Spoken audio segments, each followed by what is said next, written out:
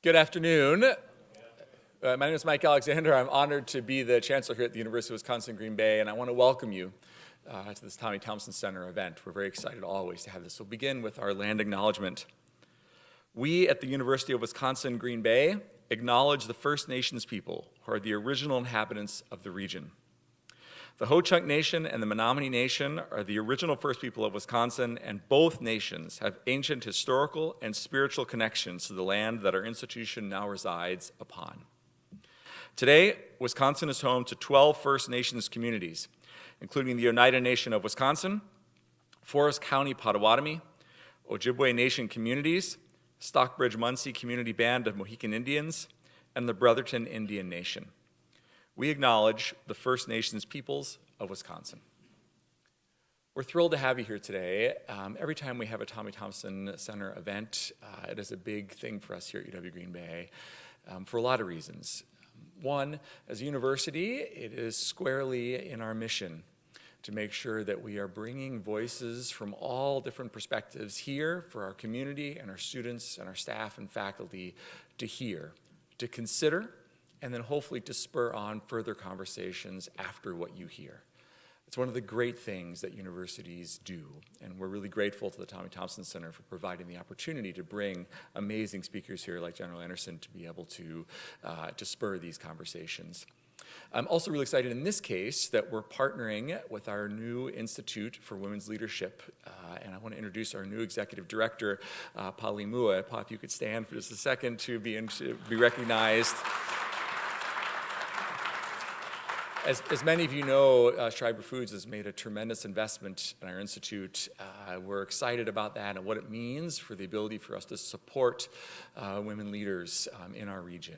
And so again, one of our jobs as a university is to empower people, and really grateful for Pali's leadership and helping us to be able to do that. Speaking of which, Dr. Dawn Krim, is also a recent addition to UW-Green Bay and is doing incredible work here, both on the advancement side. So Dr. Krim, in our work in advancement, inclusivity, and community engagement, she's really been unbelievable what she's been doing here at UW-Green Bay, and she will help moderate at the end of General Anderson's comments a discussion and some questions, I think, from the audience. So we're grateful for Dr. Krim to be able to do that. So we want to thank you on behalf of UW-Green Bay for being here, and with that, I'm going to turn it over to Alex Tock, who is the Executive Director for the Tommy Thompson Center on Public Policy. Alex.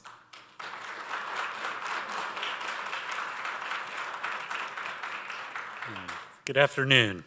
I'm Alex Tock, the director of the Tommy G. Thompson Center on Public Leadership, and the Thompson Center is really delighted to be able to sponsor tonight's event and work with UW-Green Bay to bring General Anderson to campus today.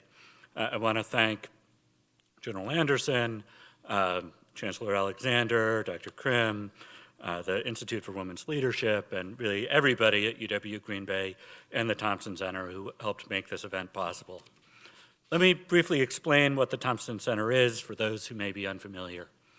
The Thompson Center was established to follow in the footsteps of Governor Tommy Thompson, who proudly worked with colleagues on both sides of the aisle to advance the public good. The Thompson Center seeks to carry on Governor Thompson's legacy by fostering effective public leadership and informing current and future leaders through public events, funding research and scholarships, and conducting other activities across the UW system. At the Thompson Center, we are focused on public leadership, and few are better positioned to discuss public leadership than Major General Marcia Anderson. General Anderson received her bachelor's degree from Creighton University, master's in strategic studies from the U.S. Army War College, and a law degree from Rutgers.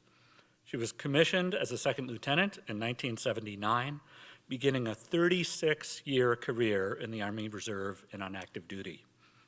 Her military awards include the Army Distinguished Service Medal, the Legion of Merit, and the Parachutist's Badge. In 2008, she was promoted to Brigadier General, where she led over 6,000 soldiers in an area that covered several Army posts in the western United States. In 2010, she was appointed the Deputy Commanding General of the Army's Human Resources Command, which supports over 2.5 million civilians, active duty, reserve, National Guard, and retired soldiers. In 2011, she was promoted to Major General, becoming the first Black woman to hold the rank in the history of the Army, Army Reserve, or National Guard. She spent 3 years as the Deputy Chief Army Reserve at the Pentagon, where she had oversight over an $8 billion budget, policy development and execution, and over 200,000 soldiers and civilians. In 2016, she retired from the military. Outside of the military, General Anderson's legal career includes time as a litigation associate and as general counsel for a major utility company in New Jersey. She went on to serve as the clerk of the Bankruptcy Court, Western District of Wisconsin, until her retirement from that in 2019. In addition, she serves as a member of the Green Bay Packers Board of Directors, the Packers Executive Committee, the Board of Directors for MGE Energy and Nicollet Bank, and the Department of Defense Advisory Committee on the investigation, defense, and prosecution and defense of sexual assault in the armed forces. Finally, she serves as a civilian aide to the Secretary of the Army for Wisconsin. Please welcome Major General Marcia Anderson.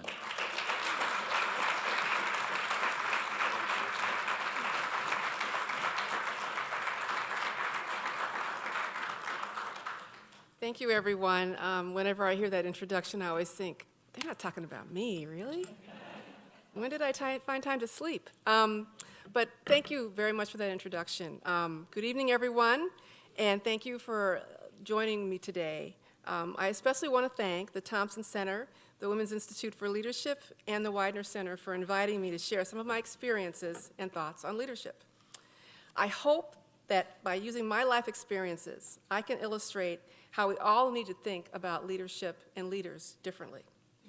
We need to recognize the hidden gems in our organizations, and if you are or you know someone who has undiscovered potential, I hope to share some ways to allow those individuals to grow and contribute.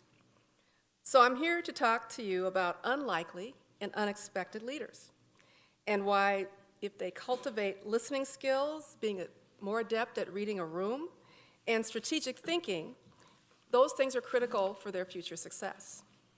Now, I had to learn many of these skills kind of on the fly as I traveled through school and my professional life as an attorney, a federal court administrator, and an Army officer.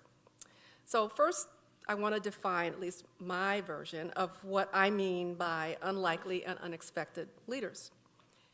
In my view, these are individuals who may not fit the traditional mold of a leader, but who possess unique skills and perspectives that make them valuable assets to any organization. So here's a little bit about my story, and I think you may hear some familiar themes that may have happened to you personally or to someone that you know. So I was born in a small town, Beloit, Wisconsin. My parents divorced when I was about a year old, and thereafter, my brother and I lived with my mother and my mother's mom and dad and my aunt. Now, here's something most people don't know about me, and it's not in my bios. I had to repeat kindergarten. I usually tell young students in middle school and grade school that I flunked kindergarten, and I get some going, really? She did? Oh, my. Not because I was too young to go to first grade, but because the teacher at that time told my mom that I was slow. This was 1962. I have nothing against teachers in case anyone here is studying to be a teacher. I love teachers. I would not be here but for some great teachers. But when I was labeled like that, it followed me to first grade. And of course, in those days, we had, maybe we still do, have groups. We had group 1 through 4. Well, I was in group 4. And I was in the last group for everything, reading, math, you name it, in first grade, at least when I initially got there. Nobody had actually tested me to see if that was an accurate characterization of my academic ability, but I was labeled. And I could have been stuck there, and I think about this very often, that label could have stuck, and it could have followed me through life if I had allowed it to. But I was determined to demonstrate to Mrs. Shawinski, the kindergarten teacher, that she was wrong. So one day, I was sitting in my first grade class, and in my fourth reading group, I'd finished my assignment, because I actually could read. My mom had kind of taught me at home already how to read. And so I was sitting there staring at the teacher. It was a nun. And she looked at me and said, well, you know, I guess in those days they couldn't have kids with nothing to do, so she said, well, since you're finished, you can come join the first reading group in the reading class. And so I was allowed to join the smart kids for this lesson. She didn't give me a book. It was a reading lesson, and nobody would share their book with me, so I just kind of sat there and listened. But at the end of the lesson, I was the only student there who could identify the key word in the reading, and I'll never forget, the word was secret. I can still see it on the blackboard. And then to use it correctly in a sentence. And I was the only one who could do that. The rest of them were kind of like, So, so after that, things pretty much changed. She moved me up, and I flourished.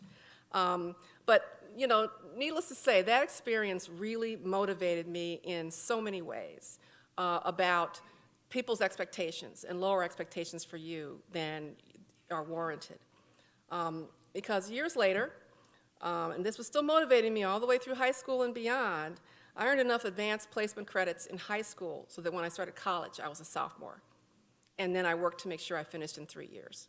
I was also very conscious that my parents didn't have any money, so that was a motivator too. But that was very unexpected, very unexpected. Had anyone then said, this little girl from kindergarten is going to end up doing this? But I kept going. So how did I get here today after that kind of rough start? In 1979, when I joined the Army, it was an overwhelmingly male organization from top to bottom. In fact, they had just, I think a year or so after I joined, the first class of women was graduating from West Point. So, in fact, at that time, the first woman general in the entire military hadn't occurred until 1970. This is the Army. And this was across all the branches of the military services, though. And you got to know, the Army was formed in 1775. So it took almost 200 years before there was a first female general in the entire armed services. Now, I encountered a lot of what I'll call legacy colleagues, my fellow officers. Was that diplomatic enough? You know, so their fathers, their grandfathers, their uncles, you know, other siblings had served in the military, and they were kind of following their footsteps. I didn't have anybody in my family who had ever been an officer. My dad volunteered for the Korean War. He served as an airman during Korea.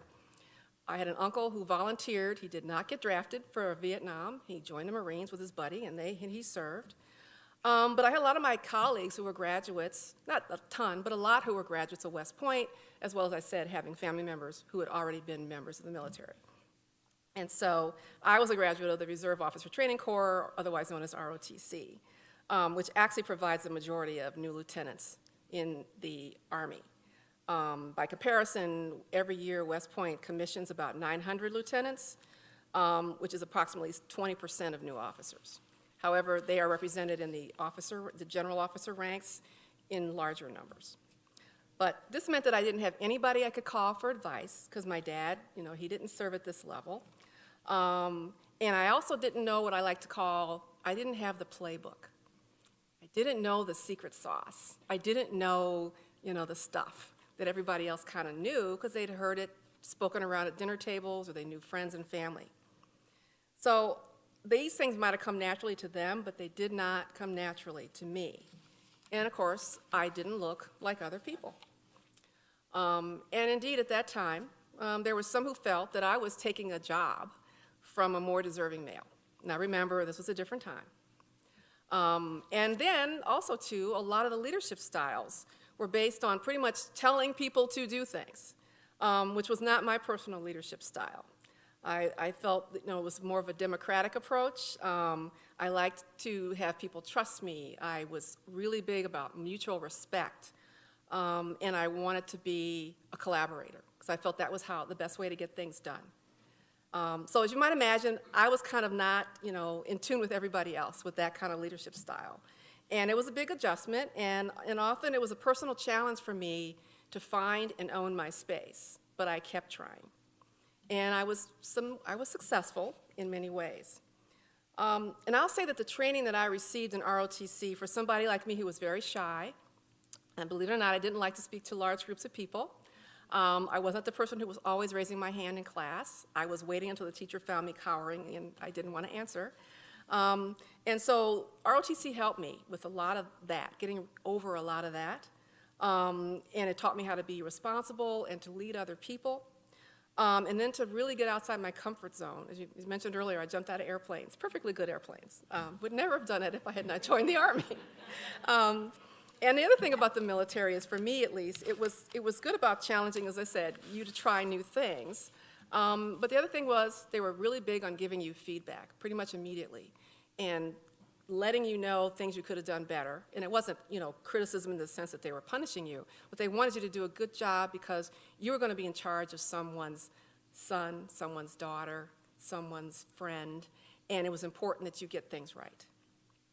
So I'm going to share in the next minutes or so some 4 key skills that I think helped me succeed, and I really think can help other people succeed as well.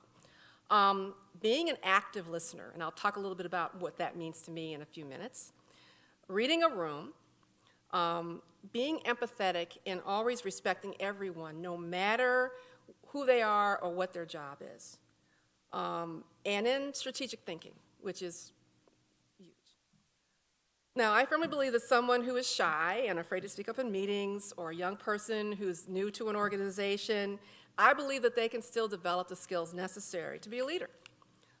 It's going to take some work, but by cultivating active learning, listening skills and being adept at reading a room and thinking strategically, it's possible, even if you didn't start out that way. Now, one of the key skills I mentioned I had already possessed in huge measure was I was a very shy and quiet person. And so that meant that when I was in a room, I was going to be listening. I wasn't going to be talking. And I didn't know then that was active listening. I was really focused on what the speaker was saying. I was trying to, be engaged. I wasn't popping up trying to, interject myself into the conversation. I really wanted to learn and understand what they were talking about. And so over time, I figured out that that's what active listening is. They gave it a brand new name, and I was just like, I was just shy. I wasn't talking. I was observing. And, it's about paying attention to what people are saying, providing your kind of nonverbal feedback sometimes, leaning forward. I'm really interested in what you have to say. You've engaged me. This means, however, you're not thinking about dinner or something that you saw on the internet you want to buy when someone's speaking in a meeting, or formulating your own response before they're even finished. And I'm guessing nobody here has ever done that, right? Yeah, right. I know. It's hard not to. But the benefits of active listening are even, more numerous than I can list. It certainly will improve your understanding of someone else's perspective if you're really focusing on what they're saying. It definitely enhances communication.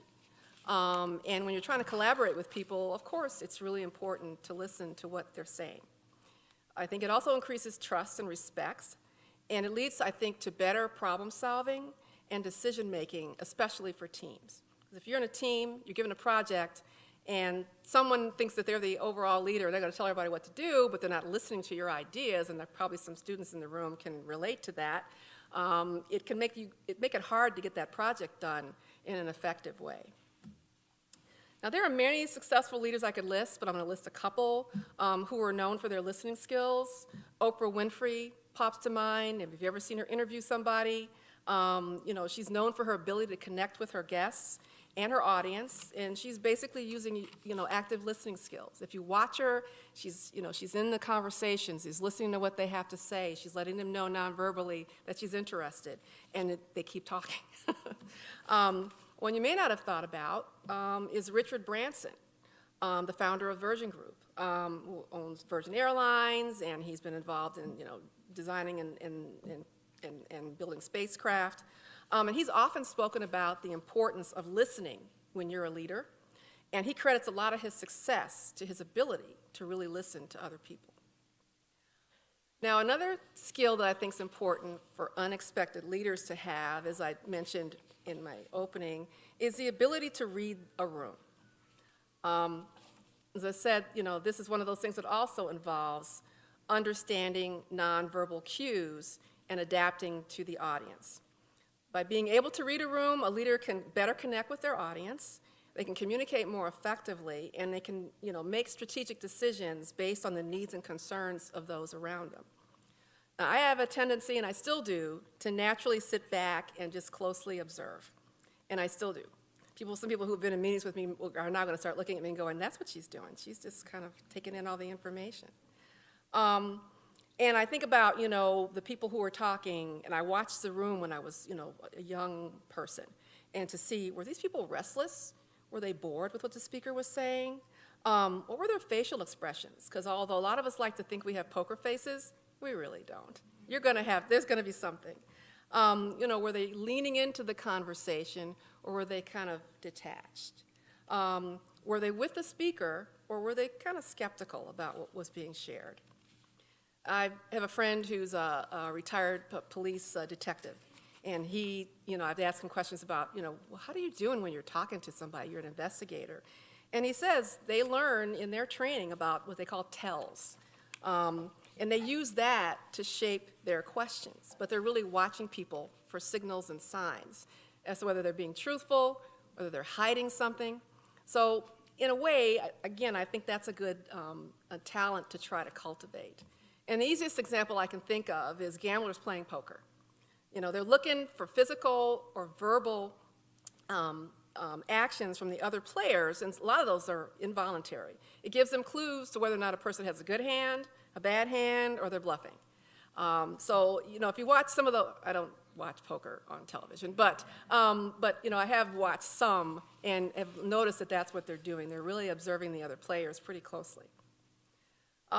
Leaders can improve their ability to read a room by paying attention to those nonverbal cues, practicing active listening, adapting your communication style, and then seeking feedback from others that you respect.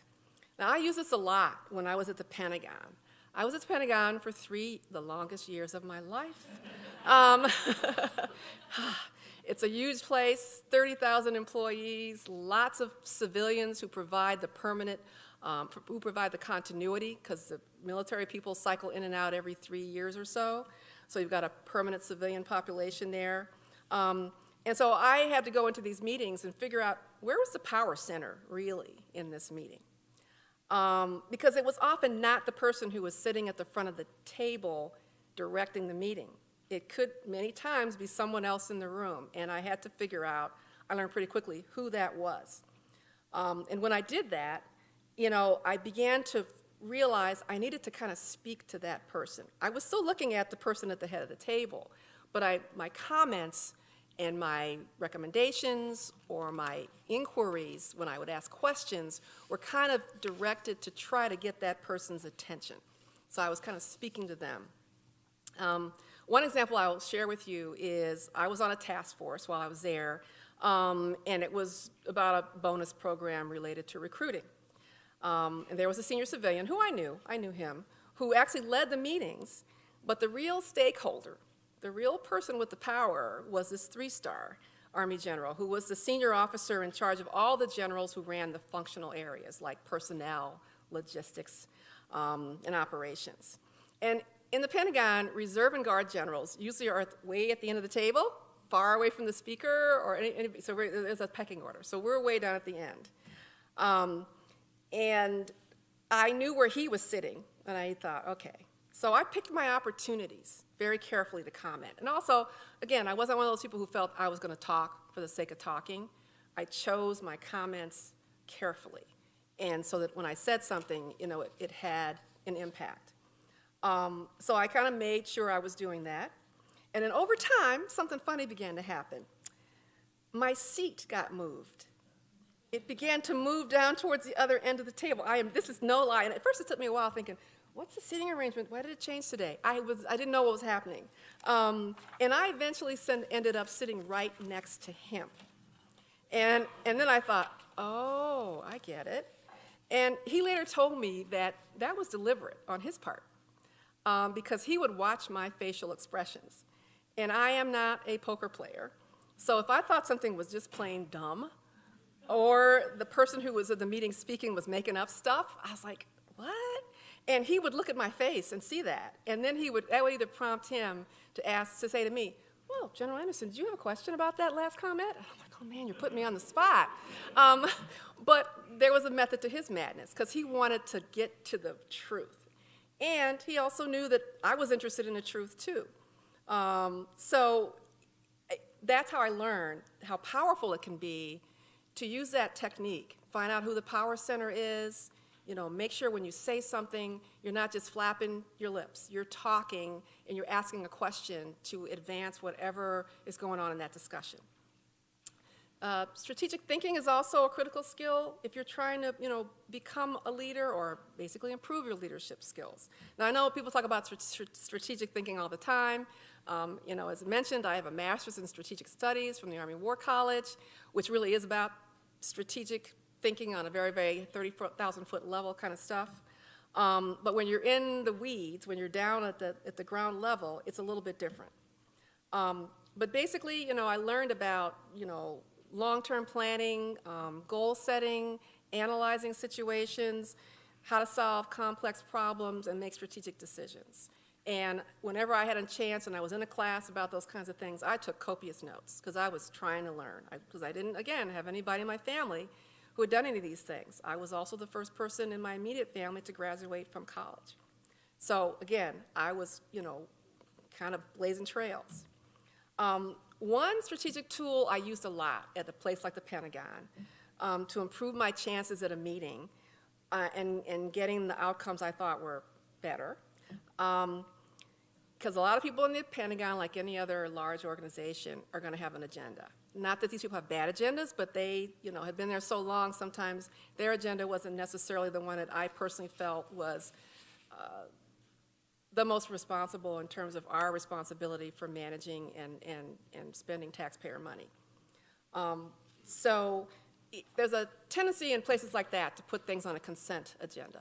And for those of you who have never been on a board, a consent agenda basically is an item on the agenda that's supposed to be pretty non-controversial. It's put there up front, and whoever set up the meeting will designate it as a consent item, which means you don't have to vote on it, you don't have to discuss it. There's just a moment at the meeting where we move the consent agenda, and everybody goes, yay, yes, and then you just move on. Well, sometimes there would be things on those consent agendas that I really thought merited a much more robust discussion. And so what I would do is I would contact somebody and say, hey, can I stop by your office for a minute for a quick cup of coffee? And then I would use my charisma and have a discussion with them about this item and just try to explain to them why I was concerned that it was on the consent agenda. And I would also find other allies. I would go to them with the same pitch, cup of coffee. I was thinking about this, and here's what I thought about. And they go, really? Because that way, I wasn't going to go into a meeting and be the Lone Ranger and say, wait, I don't think we should do that. I'd already, what we call in the military, prepped the battlefield. I'd prepared the battlefield. So that when I got in the meeting, I wasn't going to suffer what I learned the hard way is when everybody kind of piles on you. And when you are the Lone Ranger, the outlier, and you say something, and nobody else is on board with you, they're all going to pile on and say, no, that's fine. And so you get outvoted before you even had a chance to express the reasons that you're concerned about this. So I used that a lot in the Pentagon because I was on a lot of committees just by default. But as I said, there were a lot of items related to our national security and how we spent taxpayer money that I felt often merited a much deeper discussion. And so I built up a lot of allies that way. And so by the time I started showing up in their office again, they already knew what I was coming in for. And they were very receptive to my efforts to persuade them to think about this a little differently. So some examples, if you're a young person and you're thinking about or listening to me speak about this, there's lots of opportunities for you to gain experience and some skills in these areas. Participate in training programs or opportunities that, will let you, learn some leadership skills, such as active listening classes or, communication or something like that. The other thing I recommend highly is mentorship. Now, I actually never had to seek out mentors. I think I was just fortunate. They found me. But a mentor is someone who can provide guidance, support, and advice. I think sometimes people view mentors as someone to help you get your next job or your next assignment or your next project. But they really can help people who are struggling with a lot of those skills. And to be frank, most of my mentors, with the exception of one or two, were white males. And I had at least one, and more than that, who told me that he saw a lot of me in himself, and he wanted to help me succeed. And so as a consequence of that faith they put in me, they wanted to take me under their wing out of all the people they could have done this with.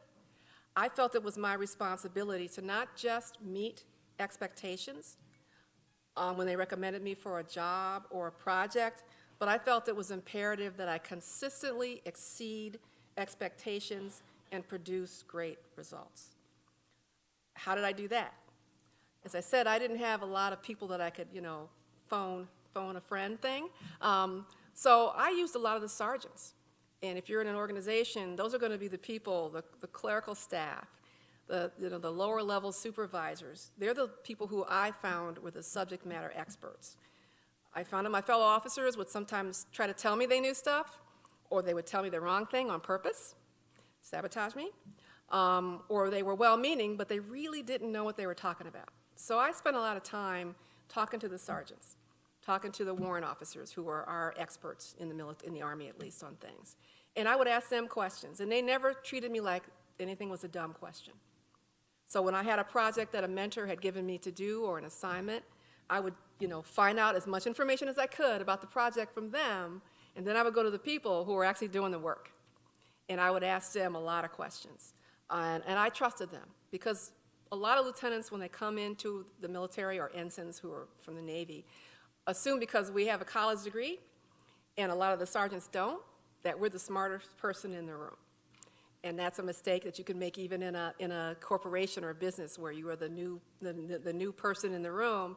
Don't assume. Do not assume, because the people there who've been there a long time, who've been doing the job, they've seen the efficiencies. Maybe no one's listened to them, but they know what right looks like. And it's incumbent on you to ask them those kinds of questions. And they want to teach you. I never found anyone who told me, "Go away, kid, you're bothering me." Never happened. Never happened. So working with a mentor can be a really effective way to develop leadership skills. As I said, they're going to provide guidance. They're going to provide you, if you communicate well together, they're going to provide you honest feedback. And they're definitely a sounding board when you're stuck. So here are some tips I want to share with some of the younger people in the room and online, how to really work well with a mentor. You need to set clear goals for what you want to get out of this relationship. Identify a specific skill or a leadership skill that you want to develop, and then you work with your mentor to achieve those goals. Communicate really openly.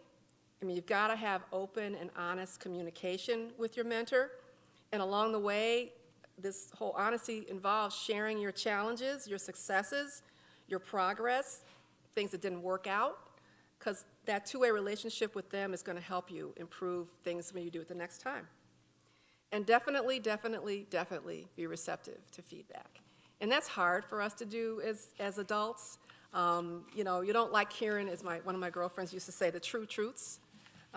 You kind of go, ugh, it's hard. But that's really the importance of having a good relationship with a mentor. They're the one person that you can go to, warts and all, and they're going to be honest with you if you've developed that kind of relationship. And then the last step, take action.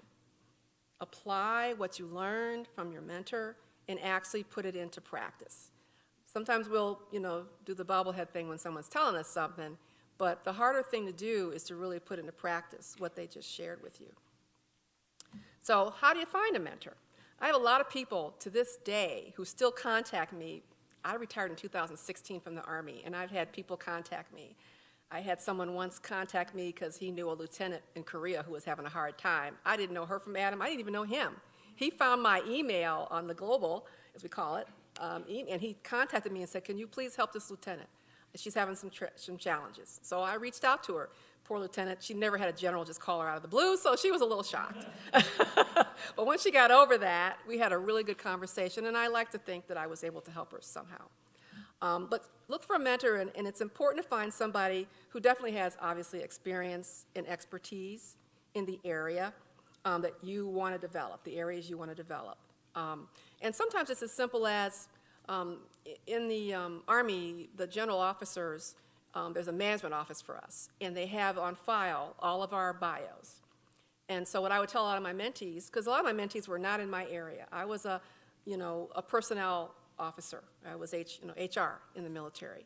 And if someone came to me and they were, in supply or logistics, or they were in communication, or they were in nursing, I'd say, well, here's what you need to do. You need to go find the bio of someone in your field of expertise. And then you approach that person and ask them to be your mentor. To me, it just makes sense. You want to find someone who has some shared experiences that you are going through right now, and they can relate to you. So, people's bios and information, it's out there on LinkedIn if you're trying to look for somebody. It's gonna, these days you can find that stuff a lot easier. The mentor's got to be somebody who's willing to invest their time and effort. And that's where setting your goals and being specific in what you want to do is so important, because you want to be respectful of your mentor's time. If they're accomplished, they're going to be busy people. So by you being respectful of their time, they're going to appreciate that. And that'll definitely strengthen your relationship. Sharing your values and having a similar communication style, that's always not necessarily something you can find out, but you can kind of feel it out as you're talking to the person. And then definitely you want someone who's going to provide constructive feedback based on their own life experiences and what you're seeking in terms of help. So over time, I gradually did a lot of these things. And as I said earlier, I didn't know. I didn't know what's what I was doing.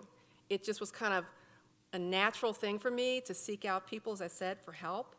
And so I had a lot of really good mentors, some of whom I still stay in touch with over this years. And I still have mentees. One just called me today on my way here and shared some things with me, about what she was doing and what she was concerned about. So, it's not necessarily going to be a relationship that starts and stops unless you want it to.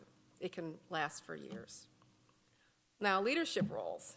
And as I said, I was kind of shy, and I wasn't going to be the one to jump up they weren't going to make me captain of the softball team, that's for sure. But, any of my classmates from high school would tell you, no way, she's a general. They wouldn't believe it.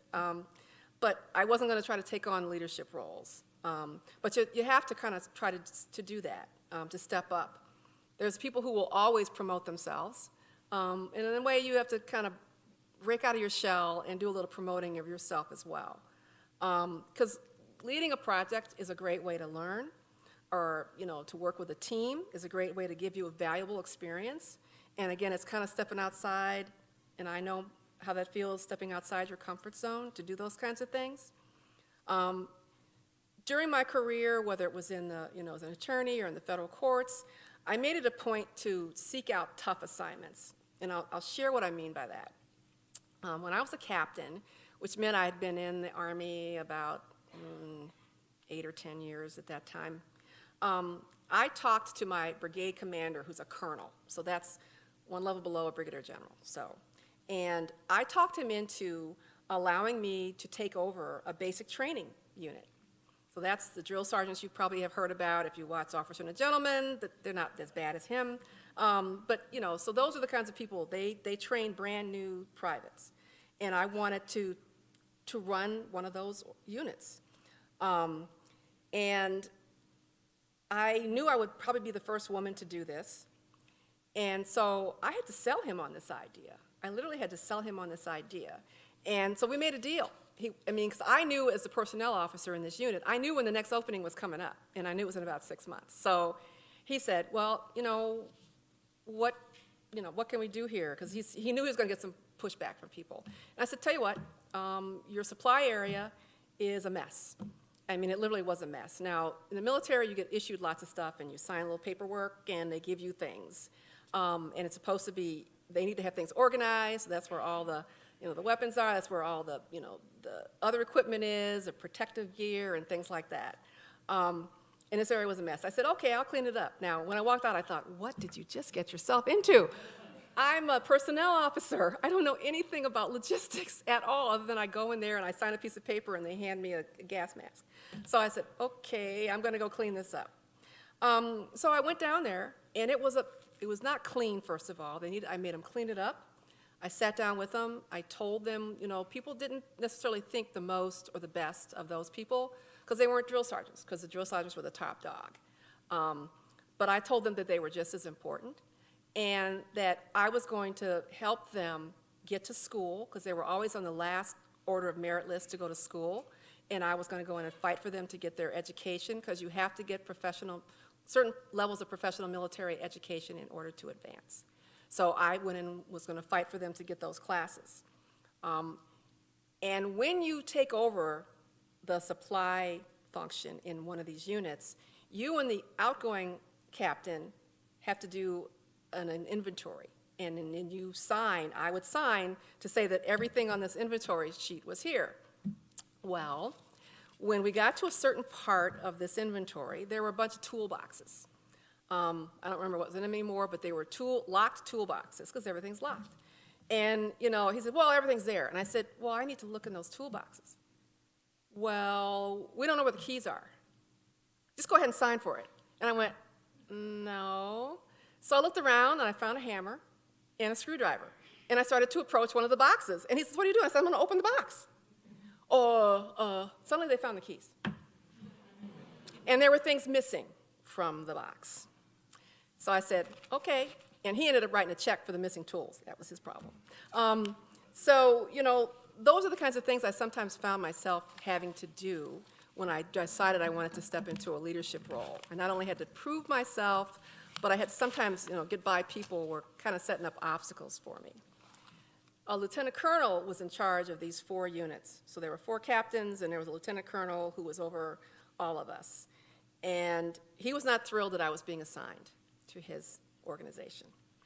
In fact, at our first staff meeting, he turned to the rest of the room, the other captains and their sergeants, and said, this is Captain Mahan. I was forced to take her. Yeah. And so I said, well, this is going to be fun. But again, that's the kind of thing that motivated me, was to demonstrate, well, you're wrong. You're wrong about me. And in addition to that, prior to my arrival, they had a little confab where they all sat in a room, and they traded drill sergeants. And they took out the good drill sergeants from the organization I was going to take, and they gave me the not-so-good drill sergeants, the ones who were maybe overweight, the ones who couldn't really do well in the physical fitness test, the ones who didn't necessarily look good in their uniform. I know it's hard to imagine, but we would occasionally have people like that. And so I ended up with these guys. The first day when I walked in, as I was walking through our area to get to my office, I heard someone say under their breath, she's cute, but can she lead? You guys keep waving this red flag in front of me. This is not a good idea. You're just making me mad. So I let them know that part of the reason I was there was because people didn't think I was going to succeed, but that was also a reflection on them. And I used the same kind of motivating technique on them that I'd use with the people in the supply areas, that people have low expectations of you, but together we're going to prove them wrong. And we're going to do this together. And if you have thoughts and suggestions, I want to hear them. Because if we're going to do things differently, I'm willing to take those chances and to try new things. Because, the only place we can all go together is up. And that was a very good lesson. So I was really brutally honest with them, and I think that was, part of the reason that they respected me. And I actually ran into one of these guys 12 years later, and he introduced this young corporal to me and said that if he had to go anywhere, anytime, any place, he would want me to be his leader. And I still get teary when I think about that. So that meant I was doing something right. So with these guys and with all these people that I've had, employees that I've had, I use those active listening skills. And when I would say to somebody in a meeting with the staff, well, what are your thoughts? I wasn't just doing it for show. I really wanted to know what they thought. And over time, they figured out I really meant it. And again, I was using some of the skills there to read the room, because I could tell when I said that, they're like, yeah, right, she doesn't really mean that. But I'd say, yes, I do mean it. I really want to hear what you have to say, because it's going to make us all more successful. Because again, they have low expectations for me, and by extension, they have the same low expectations for you. So we have to work together as a team to overcome that, and we can. Now, I want to talk, for a few minutes directly to senior leaders, people who are business owners, your managers or your supervisors, about finding those unexpected leaders in your organization. Because I really believe it is possible to identify those people if you can look past the people who are very busy promoting themselves, or you find them as the people who are always speaking up in meetings. And you can kind of do it like that general did to me in the Pentagon. Well, what do you think? You can see the look on someone's face when they really have something to say, but they're just afraid to speak up, and find a way to encourage that person to share what they're thinking, kind of tease it out of them. And you might really be surprised. Because there are some innovative people sitting in rooms, I know, across this institution and in other places, and they just need someone to ask them. They just need someone to reach out to them and ask them to share. And when you find those people who have that potential, and one of the things we like to talk about in the military is the potential for leadership. You get promoted to your next rank because of your demonstrated potential for leadership. Not because you've met all the requirements at that moment in time, but because they believe at the next level you're going to be successful. So they give you the nudge.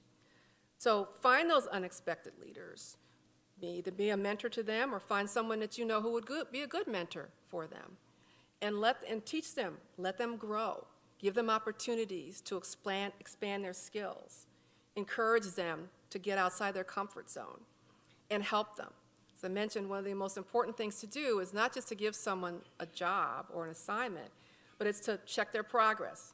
Not hover, not micromanage, but check their progress to see if your instructions were clear, so that they can meet your expectations. Because sometimes we think we're clear and we're not. And it's not bad to do that. It's just your way of communicating better with them. Because I know it's easy to see the people in the room who are always going to be the ones talking, even if all they're doing is basically repeating what someone else said 5 minutes ago, and it just said it differently. Do you know anybody like that? Nah. Those are the people you don't necessarily, they're going to be in the front of your mind, in the forefront of your mind, but they're not necessarily the best people. They're just good at talking a good game. And I have a really brief example I'm going to share, and I want to run out of time for questions here. One of the things we had to do with drill sergeants was we were required before we went down for our 2-week annual training, which is what you do in the reserves. You go to do 2 weeks in the summer somewhere. We would go down to Fort Jackson, which was basically where everybody else in the Army was trained who wasn't an infantry person. So if you were a communications specialist, if you were a medic, you went here to get trained. And we would have them do a class to show to us that they were prepared to go down and make these, do this training. And the way that was normally done, I found, was people would, someone like me, a captain, would sit in a room with a senior sergeant, and we'd have that drill sergeant stand in front of us and present a class. Well, number one, I'm not a drill sergeant. Number two, I'm not a teacher. And so I said, I'm really not suited to do this. So back in the day, before we had cell phones that had videos on them, you had to go out and rent video cameras. You guys can ask someone here to explain to you what I just said. So I had to go rent a video camera, and what I did was I videotaped each of these guys doing a 10 or 15-minute part of their presentation, and then I had their peers review it. And they were hard on each other. But they would spot things that I didn't notice. That somebody had their hands in their pockets. Somebody else was doing the whirlwind with their hands. And so they were hard on their colleagues. Well, this was different than anybody else was doing it that day. So our operations officer came by, and he was just running around checking on everybody. He stopped at the door and he looked in. He kept going. The next thing I know, that same lieutenant colonel who didn't want me, he shows up at the door, peering in to see what we're doing.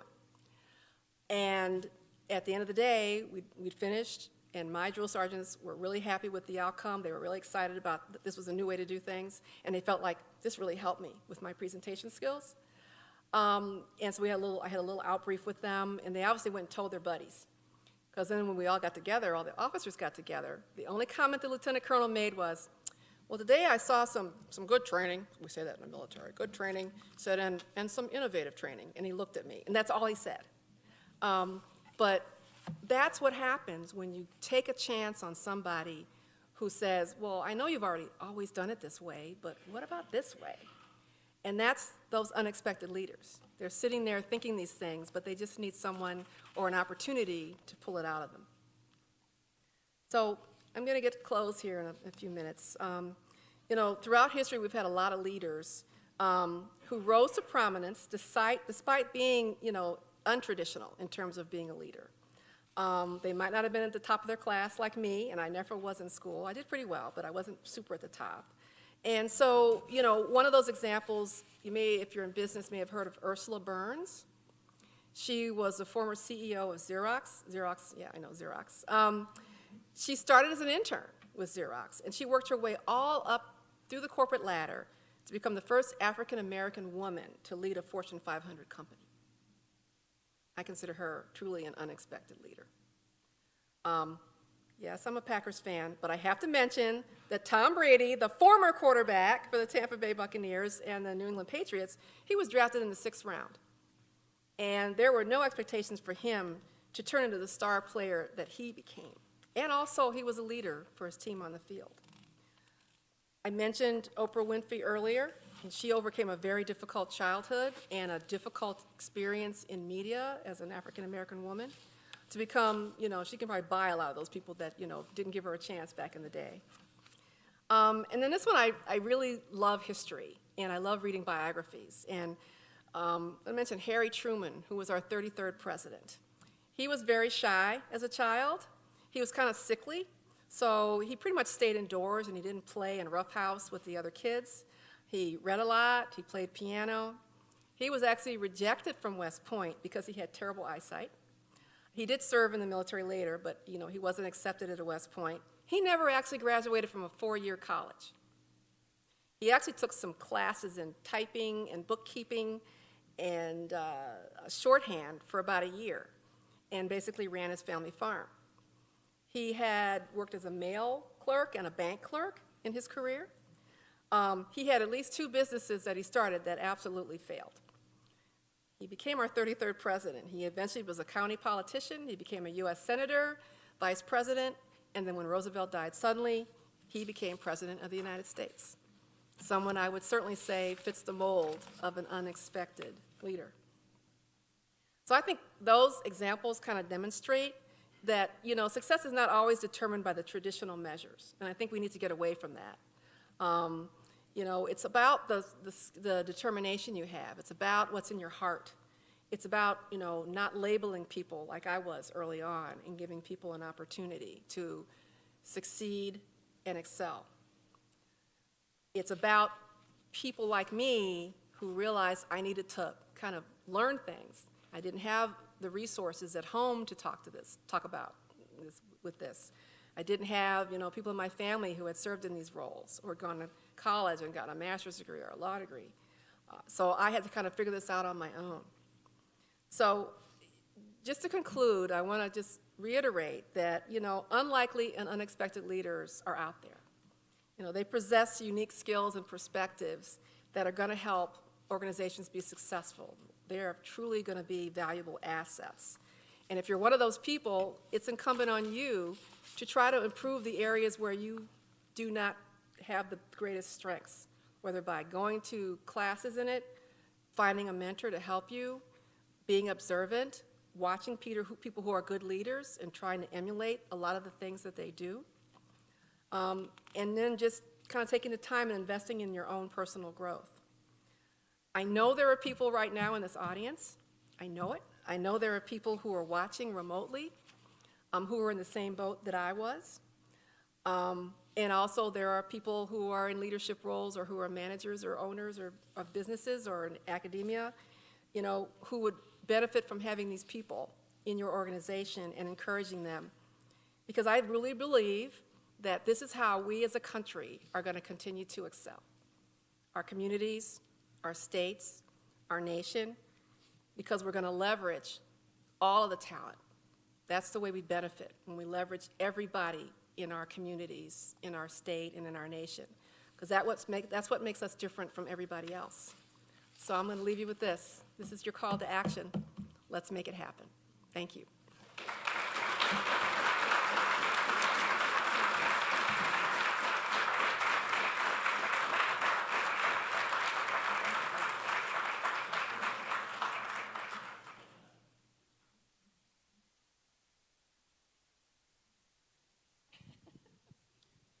Can we have another round of applause for Jenny Anderson?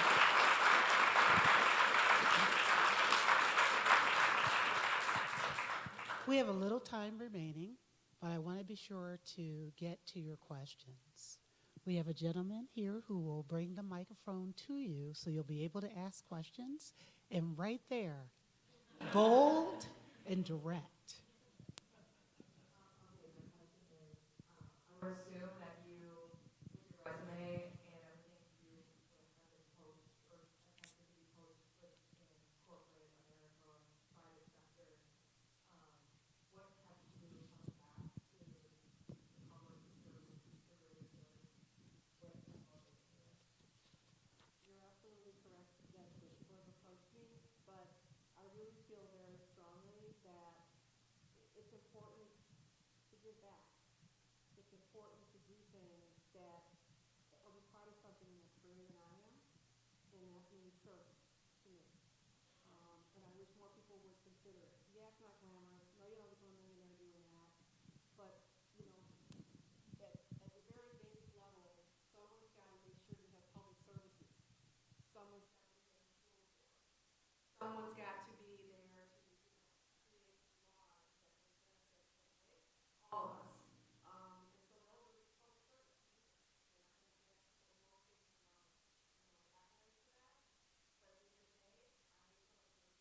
Mirror and say, yeah, I did some good today. Great question. Before we get to the next question, one thing that struck me in your talk where you talked about unlikely and unexpected. And you showed us unlikely. And in your unexpected, you shared a few examples in which you were not treated as the leader that you are. How did you handle those situations at that time? I think the audience would want to know that.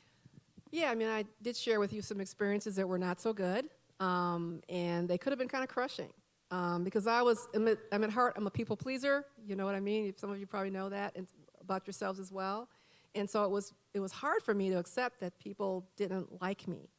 I also went to a Catholic girls' school, and they were mean. So I was used to people being mean to me. Yeah, those experiences taught me, you know, how to stand up for myself in ways that were diplomatic but firm. And also to use those as teachable moments, to demonstrate to those people that they were wrong. And so I used that as an opportunity, and I didn't get mad about it. I was disappointed more than anything else in my own human, you know, other humans. Because if I got mad, and I had friends who got angry when things like this happened to them, and I think that almost makes you powerless. You know, you lose your ability to think rationally and to turn the situation around, and you can become bitter, and that's not healthy personally for you, emotionally or physically. And so, you know, and I often in my head would just say to myself, well, he's a knucklehead. And then I would just kind of move past it, you know, and just go, I wasn't going to take it personally, because that wasn't healthy, that wasn't beneficial, and at the end of the day, it wasn't going to work. Next question. I work from home. I work from home and work in a healthcare organization and lead a lot of projects. People will not turn their cameras on, so it's a virtual world. So any advice on how to read the room in a virtual world without any cameras on? Yes, okay. Yeah, I've encountered that on a couple of occasions, and I still don't get it. No, maybe you have bedhead or something. I understand that. Put a hat on. But I think it's just, personally, if I'm in charge, I'm going to tell staff, we need to see your face. It's not because we're trying to monitor you, but other people need to see your face so we can communicate. And I also think it's rude not to show your face, unless you have a really good reason, like I said, you've got, bad hair that day, or whatever's going on, or there's something happening distracting in the background. I get that, but for the most part, I think it's respectful to your, to your other people who are on the call to show your face. Thank you. As we await the next question, in your talk, as you talked about the 4 skills, you talked about the secret sauce or the playbook. How did you decipher the sauce or the book? Ooh, yeah. I mean, it was kind of a shock when I would find people who, something as simple as shining their boots. I didn't know how to shine boots. I mean, isn't there someone who can do that for me? But there wasn't. So, these guys knew all these tricks, and so I began, as I said, to start to ask sergeants questions.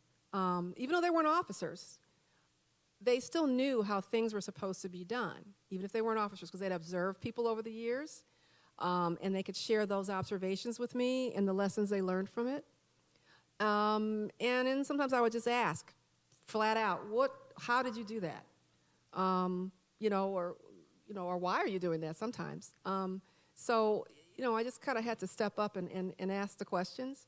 And I really believe, there's that adage, there's no stupid questions. I really, really believe it. And so I just took that to heart and made sure I asked questions. Great. Thank you for sharing those secrets. Ask questions, no stupid questions. Hi, Marcia. Great job on your talk. I just had a quick question.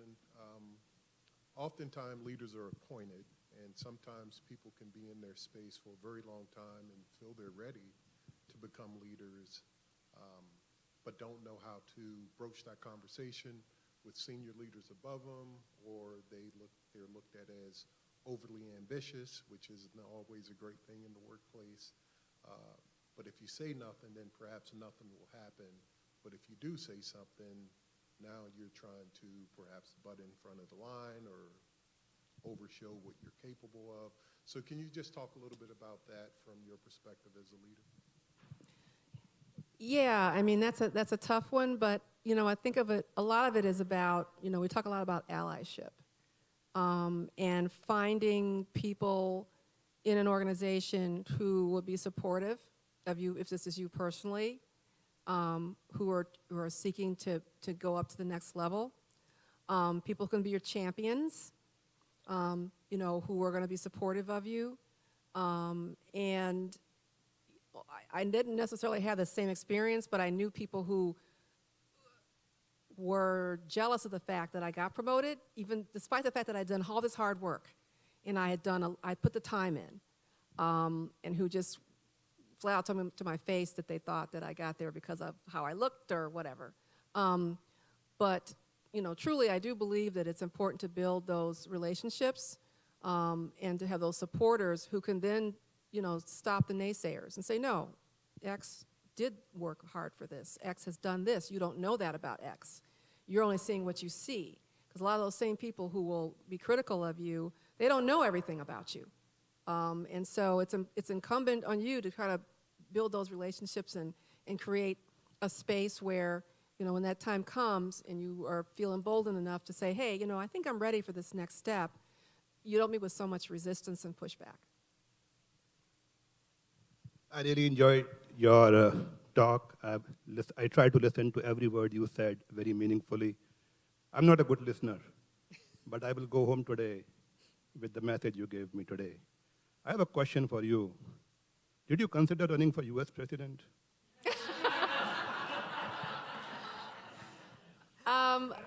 Yeah, it's funny. I've been asked questions like that before, and people have actually approached me, and I've often basically said, I don't suffer fools gladly, so you don't want me in that position. And I can be, as my husband would tell you, I can be unfiltered, and even though I'm, as I said, still a shy person and polite and want people to like me and be a people pleaser, I just don't do well with people I don't think are really smart. So, Yep, we have a question down front. We have 2 questions remaining, and then we'll start to wrap it up.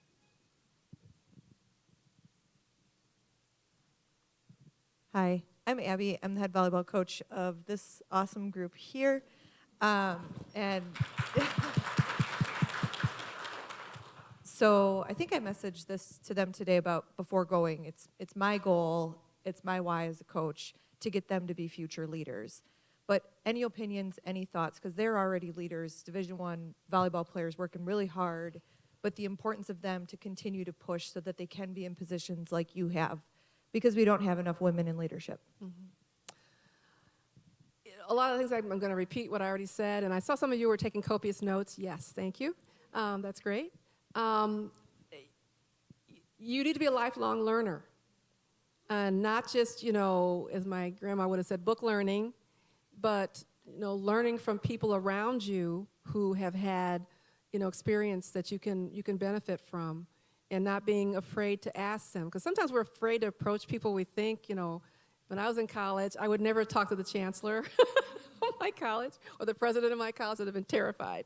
But similar people like that, you need to be kind of screw up your courage and approach them. And I've never found anyone who wasn't willing to share with me or to help me. And then, own your space. Own the space you're in. Don't, know who you are, and be assertive when you need to be, but you don't take your shoe off and pound the table. That's not going to get good results. So you need to learn to be diplomatic and tactful in a lot of ways. You can still get the things you want. You're not, being a sellout when you do that. But, know yourself and know your the areas you need to improve upon. I mentioned that, you need to know when you're working with a mentor, you need to have specific goals. You need to know what you want to work on so that you can work towards those goals with that mentor. And also, of course, on your own, if you're a lifelong learner, take the classes and attend the seminars that will give you the information you need to be successful. Hi, Marcia.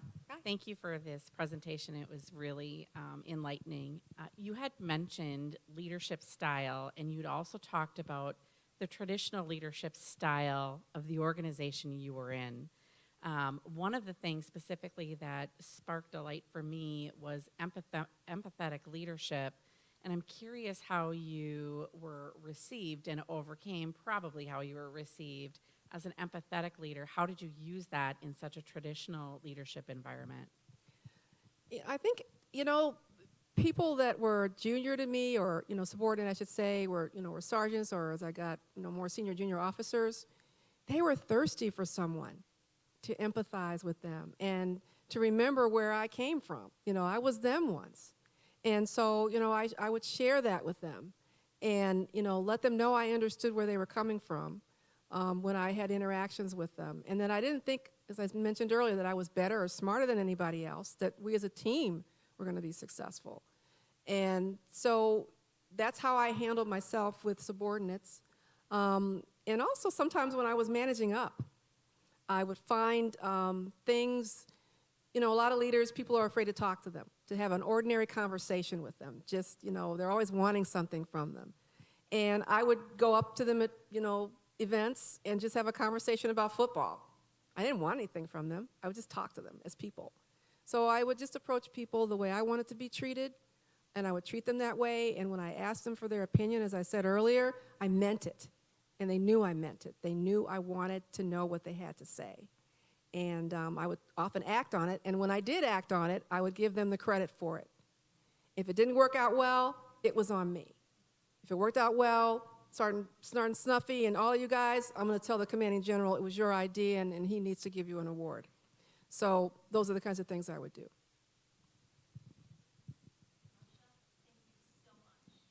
What you shared with all of us this evening. It was beautiful.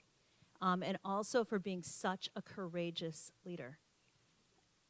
When things got tough, what was the guiding light for you? The women in my family who made it clear that it was important to be honest and to have integrity. Briefly, I once worked for an officer who falsified his travel voucher. I didn't know it because I had to certify everybody's travel vouchers. I had 80 of these to certify, so I just assumed everybody was honest, and I found out that he was not. Well, I was, of course, junior to him. I then reported him to the next person up the chain, another white male, and some people encouraged me not to do that. And I said, I cannot look at myself in the mirror tomorrow if I let this go. And it turned out well for me because they fired him and they made me the acting commander, but I wasn't trying to do that. I did not want that job. But I just, integrity, you can't, once you lose your integrity, you can't get that back. You can, but it's a long journey. And so that was kind of the driving force, was to do the right thing. And not worry about, well, what if I do this? No, you need to do this because it's the right thing. And yes, I'll admit it can be hard, and there were times when I was like, okay, the hammer's going to come down, but surprisingly there were other people out there who wanted people to be truthful and honest. And maybe I was just lucky, I don't know, but I do know at the end of the day, one of the things I used to tell my staff in the military was, well, if they want to fire me, I'm going to call Ed Bradley and I'm going to be on 60 Minutes.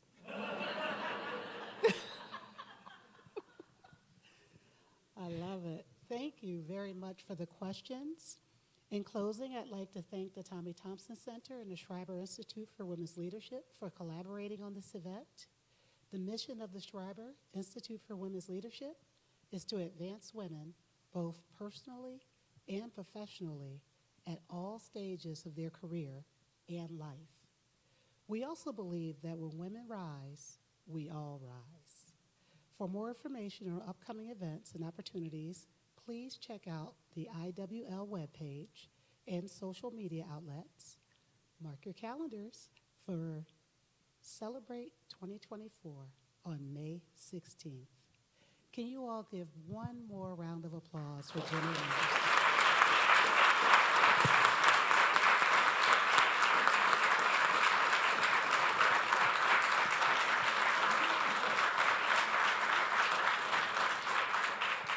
Thank you all for coming.